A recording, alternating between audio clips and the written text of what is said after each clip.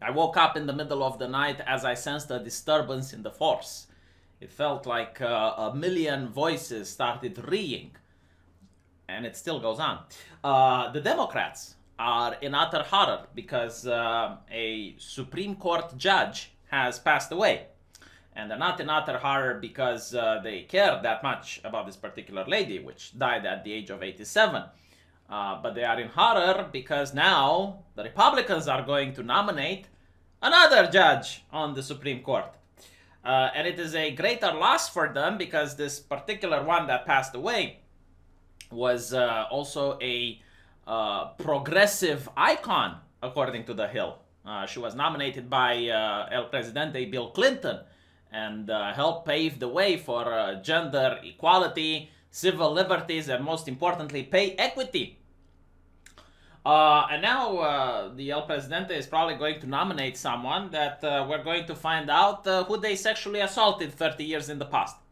But before we go and talk a little bit about this, let's explain to the non-Americans why the judges in the Supreme Court are very important. You see, these are people nominated for life. And they're the only ones capable, in their infinite wisdom, to decide if a law is constitutional or not. So when a state governor passes a decree forcing businesses to shut down and people to stay in their homes, the people in the Supreme Court can say, no, that's not constitutional, and as such, the law does not go into effect, or if it did go into effect, the people that it affected can now seek legal damages against the state. So they have a very powerful way of influencing politics for decades. Usually, if you vote for a political party, then yeah, that's going to influence politics for the next 4 years until the next election. But these judges, they manage to remain in power until they die. So it's very interesting, especially when you look at how you can interpret a law. There are two ways of interpreting a law. The first way is the letter of the law. So exactly what it says, then that's how you interpret it, which is how they actually managed to get gay marriage passed. Fun fact, gay marriage didn't get passed because the states actually voted for it, even though some did. Got passed because the Supreme Court realized that for hundreds of years the Constitution was interpreted in the wrong way because it doesn't mention in the letter that two people of the same sex cannot marry. So now they interpreted into the letter of the law, right? Now you can also interpret based on the spirit of the law.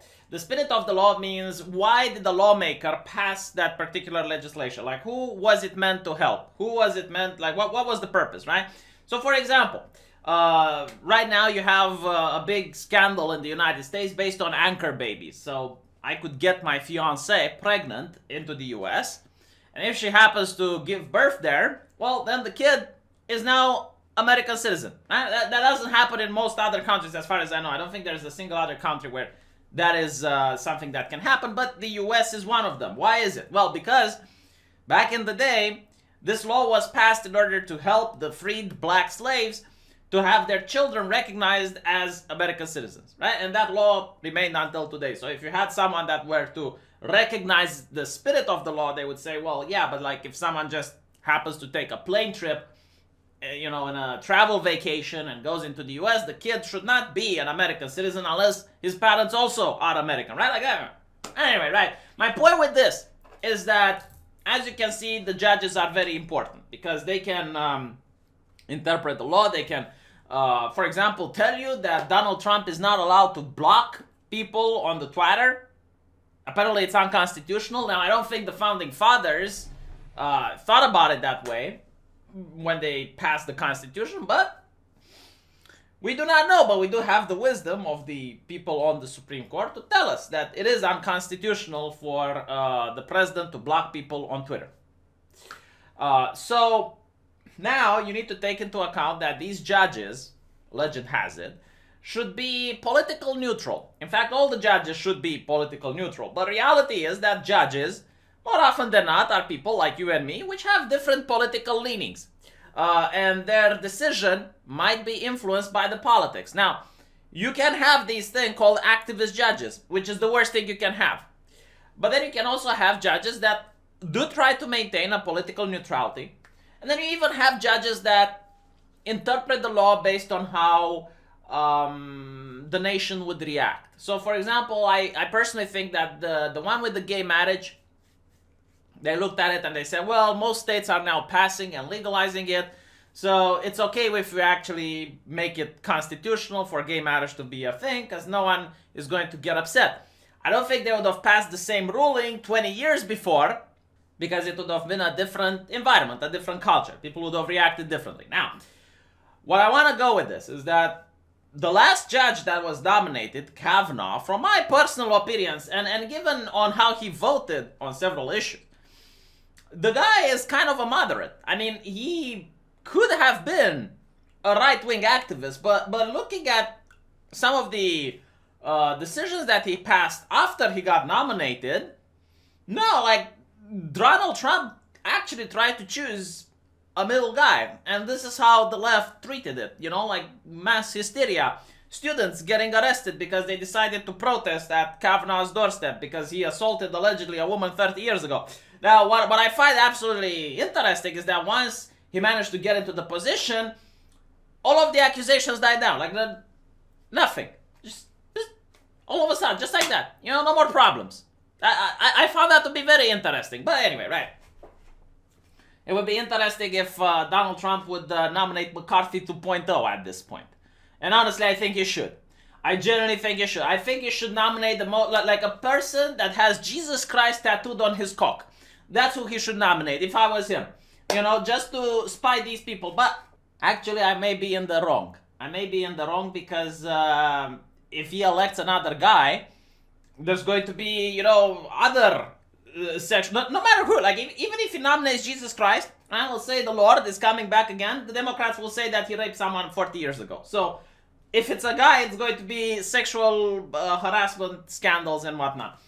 So it should be a woman, right? Someone that has Jesus Christ tattooed on her titties. Then maybe we find out that her great-grandmother during World War I said something transphobic, huh? Maybe that's what we can find out. But anyway, right. Now, what I predict is going to happen is that the corporate media is going to start abusing its journalists by forcing them to work overtime in order to just churn article after article telling people how to think. And there's going to be two narratives. Number one, it's like, oh, look how horrible the Republicans are. The woman is not even buried yet and they're already salivating over the chair. And look how immoral they are. Go and vote in order to stop these immoral people from disconsidering the legacy of this lady. The second thing is going to be that when Obama was in his last year of presidency, the same thing happened. A judge passed away and Obama salivated over the chair and immediately nominated someone. However, the Republicans, which controlled the Senate at the time, did not want to vote for the nomination and said that regardless of whom Obama nominates, they're not going to vote anyway because he is a lame duck president. In other words, they did what is called as political games. These are not done on principles, they're just done basically thinking like, how would the electorate like me to function? Right? Like, how did the people that vote for me would like me to conduct myself in this situation? So now it's going to be, well, hypocrisy. Hypocrisy, yes. From the people that are by any means necessary and people who are with diversity of tactics are now going to cry hypocrisy. Didn't Obama nominate someone? So by de facto, couldn't Trump also nominate someone? Like, how is that hypocrisy? Now, you can say, well, yeah, but the Republicans control the Senate now.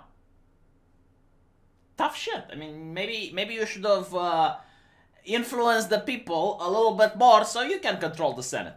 Why are the Republicans controlling the Senate today?